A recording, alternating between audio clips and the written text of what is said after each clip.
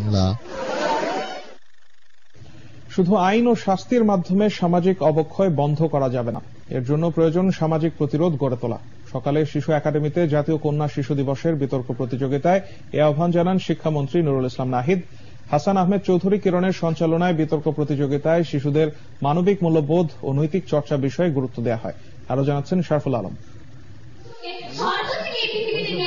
সামাজিক অস্থিরতা আর মানবিক মূল্যবোধ কমে যাওয়ায় সাম্প্রতিক সময়ে শিশু নির্যাতন বাড়ছে।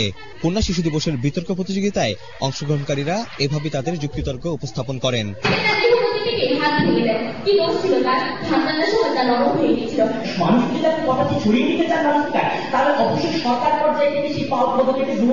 সুশাসন নয়, সামাজিক অবক্ষয় শিশু নির্যাতনের প্রধান কারণ শীর্ষক বিতর্ক প্রতিযোগিতায় প্রধান অতিথি হিসেবে উপস্থিত ছিলেন শিক্ষামন্ত্রী নুরুল ইসলাম নাহিদ।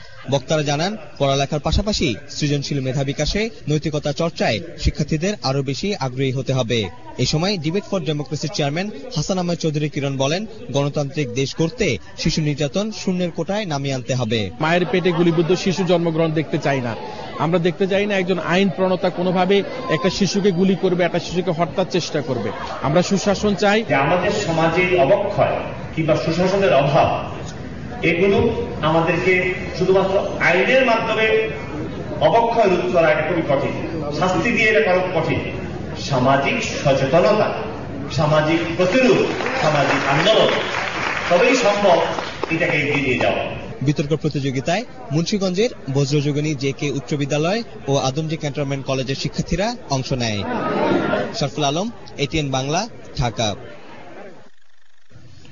ঢাকা বিশ্ববিদ্যালয়